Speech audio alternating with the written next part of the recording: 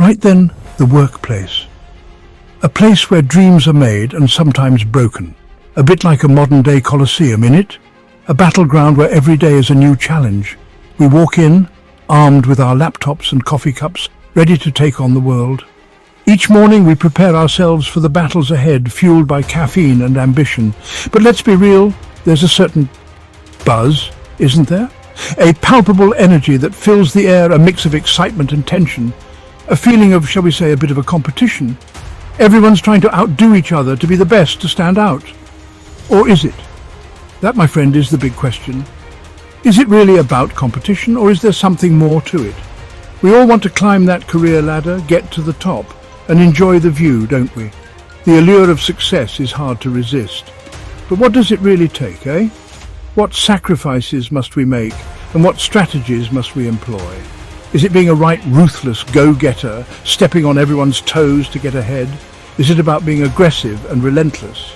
Or is it something a bit more subtle? Perhaps a mix of diplomacy and strategy, knowing when to push and when to hold back. The truth is, like most things in life, it's somewhere in the middle, a delicate balance between ambition and ethics. It's a tricky balancing act, this whole competition thing. One misstep and you could find yourself in a precarious position. Too much and you become the office villain, feared but not exactly liked. Your reputation could take a hit. Too little and you're a pushover, a bit of a doormat. You might find yourself overlooked and undervalued. So how do we manage this tricky workplace competition game? How do we navigate these complex dynamics? How do we get that perfect balance? Doing well without, selling our souls. It's about finding that sweet spot where ambition meets integrity. That, my dear viewers, is exactly what we're going to look at. Stay tuned as we delve deeper into the art of balancing ambition and ethics in the workplace. Right, gather round because I've got a story for you. It's a tale of bravery, ambition, and the eternal struggle between good and evil. An old chestnut, a real classic about as old as, gladiators. This story has been passed down through generations, each retelling adding a new layer of intrigue. Picture this, the Roman Colosseum, a grand arena echoing with the sounds of battle and the cheers of thousands. Can you hear the crowd roaring, smell the dust, feel the tension? It's almost as if you're there, standing in the midst of history. Two gladiators face off in the center, their eyes locked, muscles tense, each one waiting for the other to make the first move. It's all a bit touch and go, really. The crowd holds its breath, knowing that in an instant everything could change. One, let's call him Brutus, is ambitious, to say the least. He's got a fire in his belly, a hunger for victory that drives him forward. He's desperate to win, loves the cheers of the crowd, and wants all the goodies that come with winning. The fame, the fortune, the adoration.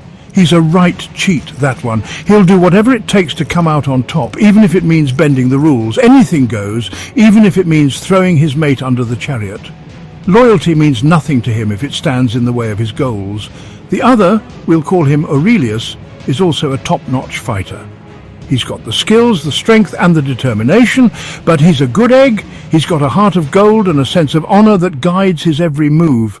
He fights fair and square, respects his opponent, even when things get a bit heated. To him, the fight is about more than just winning. So who do you reckon the crowd really loves? The one who fights dirty or the one who fights with honor?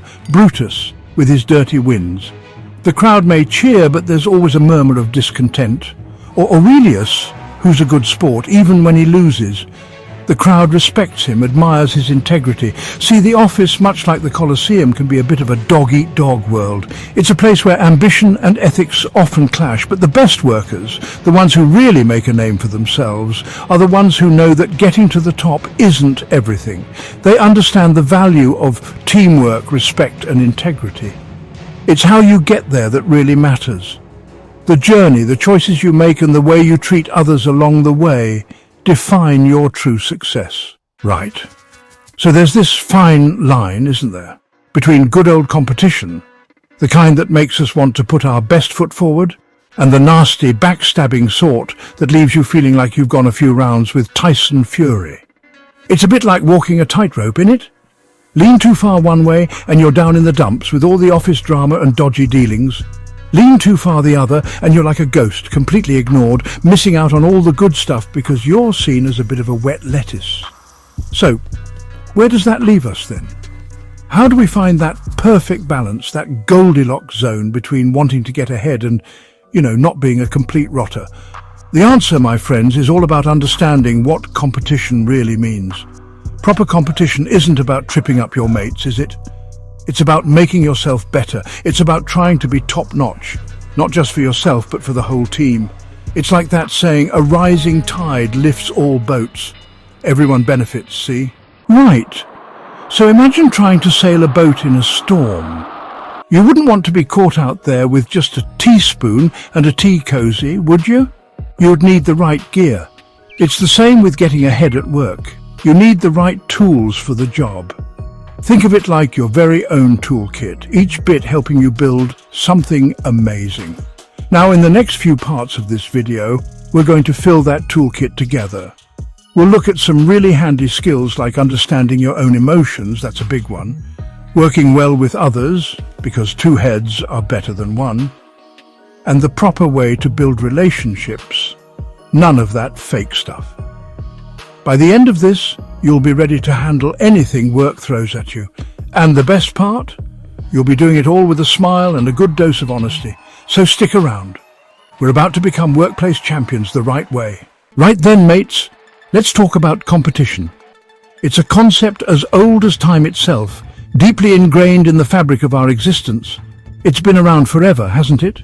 From the earliest days of human history, competition has driven us forward, like since the dinosaurs roamed the earth. Imagine those colossal creatures battling for dominance, each one striving to survive. It's the whole survival of the fittest thing, innit? This principle isn't just limited to the animal kingdom. Think about it. Tiny little amoebas fighting over scraps in a drop of water, each one trying to outdo the other for survival. Or lions scrapping to be top dog in Africa. The strongest, the smartest, the most cunning. They're the ones who thrive. Competition is what makes things change and improve. And guess what? We're not any different. In fact, we thrive on it. We might have swapped the African plains for offices, but the essence remains the same. And hunting for pay rises, promotions and recognition in our professional lives. But deep down, we're all the same. Our primal instincts drive us to compete, to excel, to be the best. We're just posh monkeys programmed to compete, to push ourselves, to strive for success, to be the boss of our little groups. It's in our DNA, this drive to lead and succeed. But here's the catch with competition, yeah? It can be a double-edged sword. Just like that wolf pack we saw earlier, working together yet competing within the pack. It can be a good thing and a bad thing. It can drive us to achieve great heights. It can make us do amazing things, come up with innovative solutions, come up with new ideas, and push the boundaries of what's possible, and be the best we can be. Recognition and rewards often follow. But it can also make people nasty, do dodgy things, and create a toxic environment, and make work a nightmare. Stress, anxiety, and conflict can arise. So how do we get the good stuff without the bad stuff? How do we harness the power of competition for positive outcomes? How do we use competition without turning into, well, a right rotter? It's about balance, finding that sweet spot. That's the big question, isn't it? It's a challenge we all face, but one worth tackling. Right, let's talk about competition. It can be a bit of a mad one, can't it? A proper emotional roller coaster. Sometimes it brings out the best in us. It makes us sharpen our skills, think outside the box, go the extra mile. Like, remember the space race? The Americans and the Soviets were at it, weren't they? And that competition led to some amazing stuff. Rockets, spaceships, even landing on the moon. They didn't just put a bloke on the moon, they pushed the limits of what we thought was possible. But, and this is a big but, competition can also turn Mr. Nice Guy into a right nasty piece of work. It can make people suspicious and scared, where everyone at work is seen as an enemy, not a teammate. Remember Enron? They were obsessed with being number one, with beating everyone else. They forgot all about being honest and decent. And well, we all know how that ended, don't we? A massive, spectacular crash and burn, leaving a lot of people in a right mess. Now, some of you might be thinking, forget about this whole competition thing. I'm all for peace and getting along. We all want to hold hands, sing a happy song and be best mates, right? And while that's a lovely thought, and I do love a good sing-along as much as the next person, it's just not how the real world works, is it? Think about it like nature. A little bit of competition is necessary for a healthy environment. If there was no competition at work, things would get a bit, well, boring. It'd be like watching paint dry, wouldn't it? A bit of healthy competition keeps us on our toes, keeps those creative ideas flowing, and in the end leads to better products, better services, and everyone moving forward. Now, here's where things get really interesting. The way we perceive and approach competition varies greatly across cultures. What might be considered healthy and motivating in one part of the world might be seen as aggressive and inappropriate in another. Take Japan, for example. They're known for their strong work ethic and a culture of collective achievement. Competition exists, of course, but it's often more subtle, more focused on group harmony and respect for seniority. Contrast that with the United States, where individualism and the pursuit of personal success are highly valued. Competition is often more overt, with a strong emphasis on individual achievement and recognition. Neither approach is inherently better or worse, but it's essential to be aware of these cultural nuances, especially in today's globalized workplace. What works in London might not fly in Tokyo and vice versa. Sensitivity and adaptability, my friends, are key. Right, so the 20th century things changed a lot, especially here in the West. Everyone started thinking about me, me, me. Individualism became the big thing. And at work, it was like a race, everyone trying to get ahead. They even called it the me generation. Ambition, showing off and climbing that ladder, that's what it was all about. Then came globalization and all that techie stuff, making the job market even more, cutthroat. Remember those cushy jobs for life your nan used to talk about? Gone. Poof! Replaced by this gig economy thing where you're always chasing the next job. Now this whole me first thing did lead to some cool stuff, I'll admit. Think Silicon Valley and those massive tech companies, built by people who wanted to shake things up and be the top dog. Right. And this is a big but. Have we gone a bit too far with this whole me, myself and I thing? Always chasing after what we want, sometimes stepping on other people's toes to get it? Well, it's making us feel a bit lost, a bit lonely. And what's the point? We're like those penguins, huddling together for warmth. We're meant to be together, working together, helping each other out. A bit of friendly competition is all right, like a good game of footy, but we can't forget we're all on the same team, really. The best companies, the ones that are still around after ages, they get this. They know that working together is better.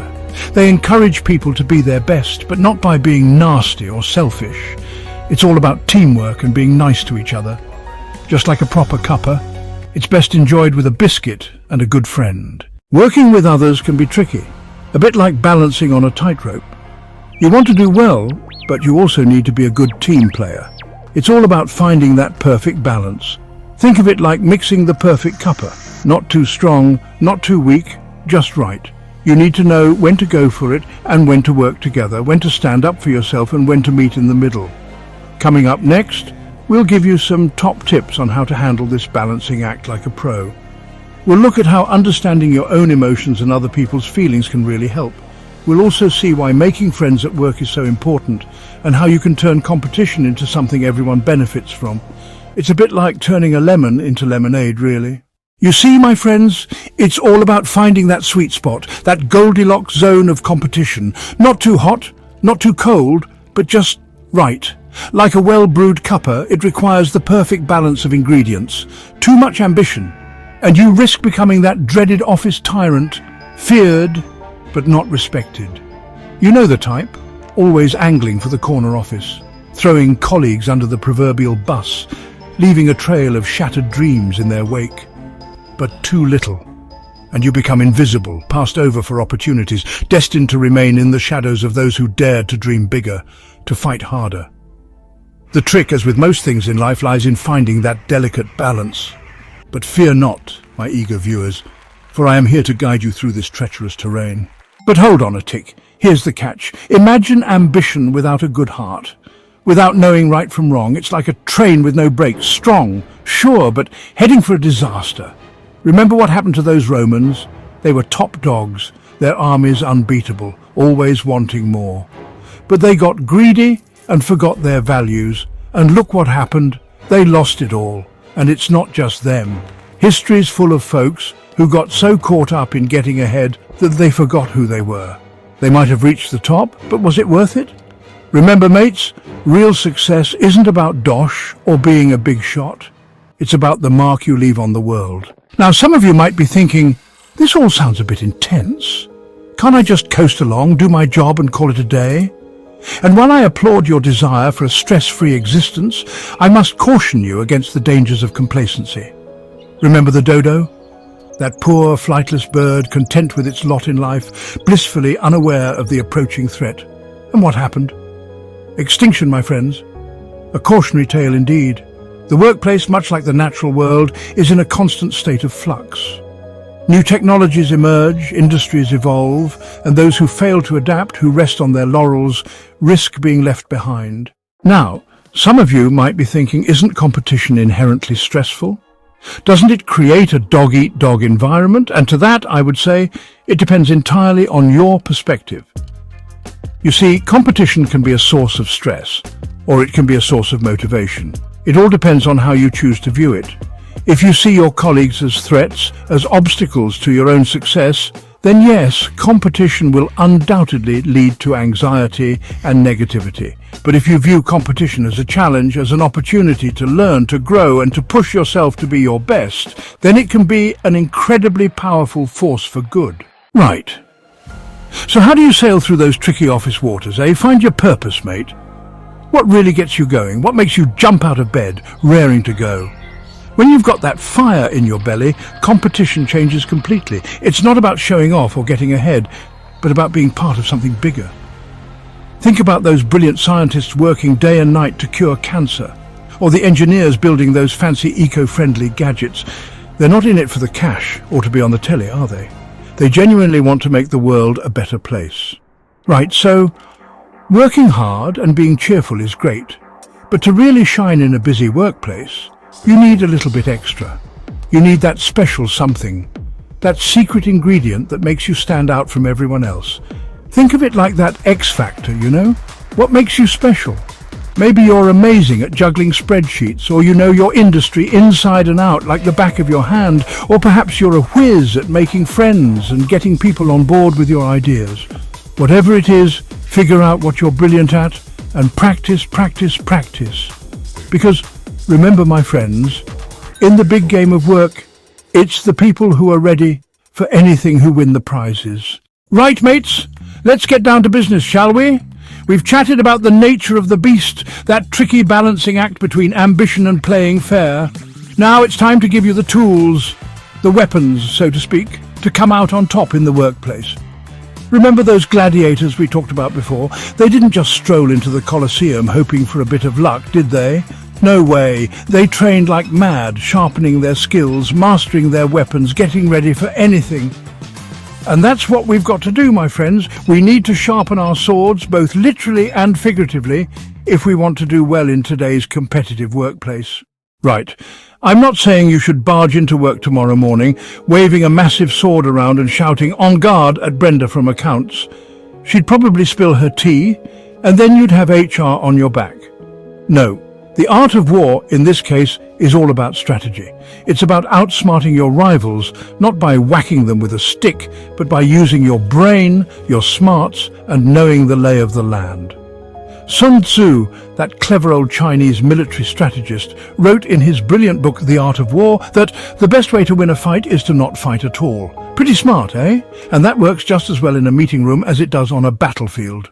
Right, one of Sun Tzu's most famous sayings is, if you know the enemy and know yourself, you need not fear the result of 100 battles.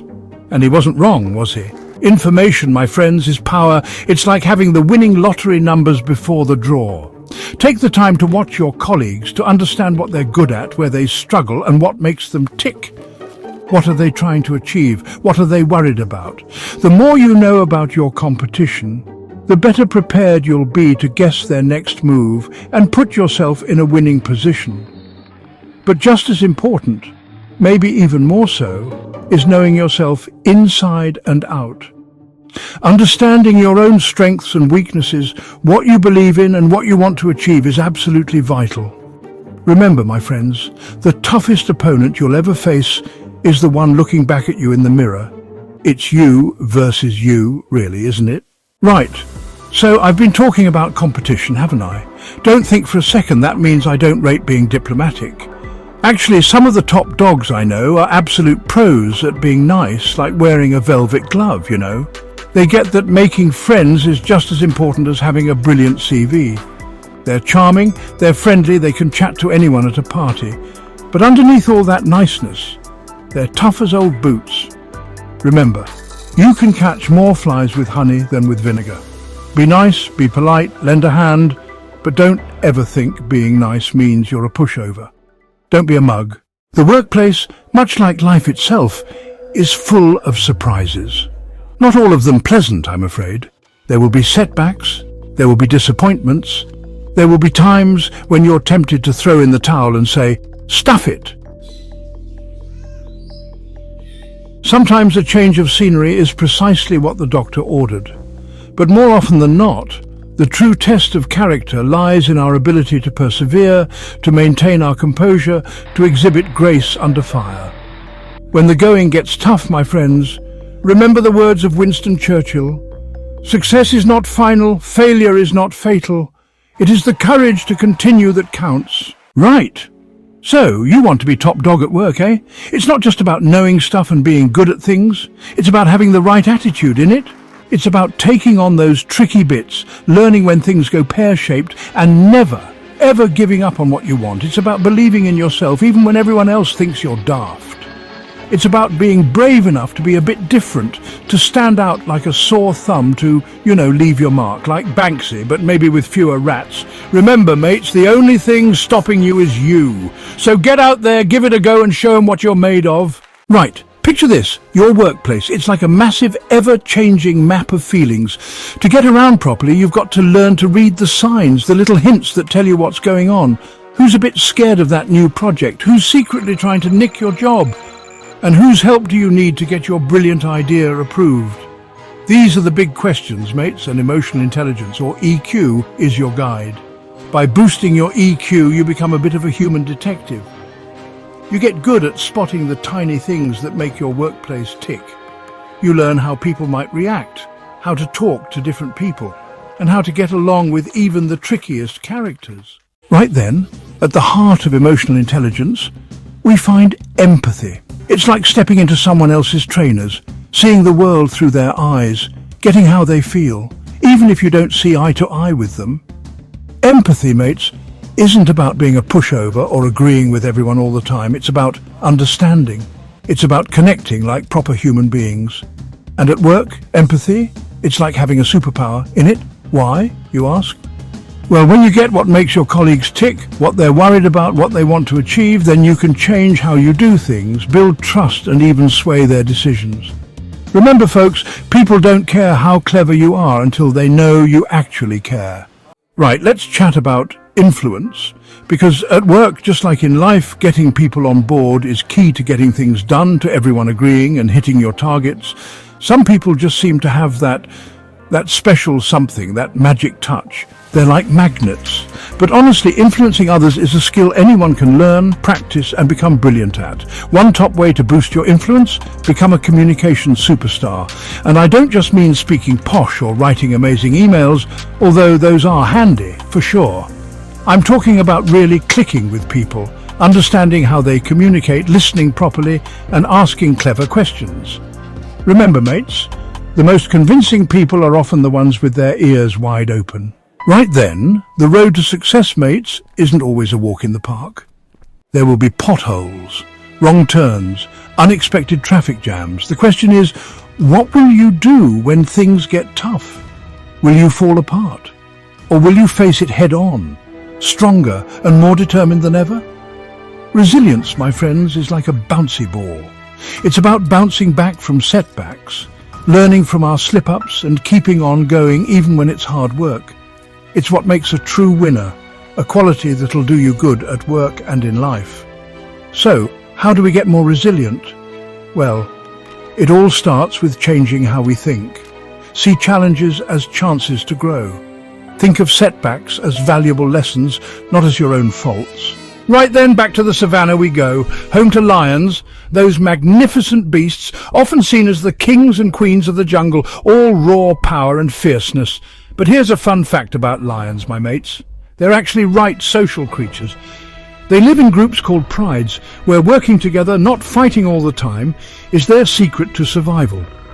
See, a lion on its own might catch a little gazelle, no problem, but to bring down the big fellas, the zebras, the wildebeest, they've got to team up, plan their moves, and use everyone's strengths to help the whole pride. And here's the best bit, my friends. When a pride of lions has a successful hunt, they share the food, making sure even the smallest or oldest lion gets a bite. Right then, mates. When we all pull together, share our thoughts and use our best skills, something amazing happens. It's like magic, really. We call it synergy. It's that special something that happens when teamwork makes everything better than if we all worked alone. You know the saying, 2 heads are better than 1? Well, when everyone works together, it's not just 2 heads, is it? It's loads of different ideas, experiences and thoughts bouncing off each other. That's what sparks new ideas and leads to big discoveries that we wouldn't get if everyone was just trying to beat each other. Think about the best inventions ever, like the internet, smartphones, or those life-saving medicines we all rely on. Do you think one clever clogs came up with those all on their own, tucked away in a shed somewhere? No way. These things came about because clever people worked together, shared what they knew, questioned each other, and pushed each other to do incredible things. Now, this whole moving from competition to teamwork thing, it doesn't just happen overnight, does it? It takes real effort, a proper change in how we think, both for us as individuals and for the whole company. Leaders, managers, CEOs, you lot have a big part to play in making this teamwork thing happen. It starts with making a space where everyone feels safe to speak their mind, to share ideas, to say if they think something's not right, all without worrying about getting into trouble. Encourage people to work together, give credit where it's due, and celebrate what you achieve as a team. And the most important thing? Lead by example. Be the kind of boss you'd want to work for, one who values everyone working together, who helps others do their best, and who gets that real success happens when everyone wins together. Now remember, mates, this journey we're on together, it's not about reaching some finish line, is it? It's about always learning, always growing, always trying to be better. Not just for ourselves, but for our teams, our companies, and even the whole world. Here at Joga Coaching and Consulting, we get the challenges you face, the dreams you're chasing. We've been there ourselves, right there in the thick of it, figuring out the ups and downs of work life these days. We've helped loads of people just like you reach their full potential. And we're here to tell you, you don't have to do it all on your own. We're on your side, cheering you on, like trusted guides on this adventure of growing at work and in life.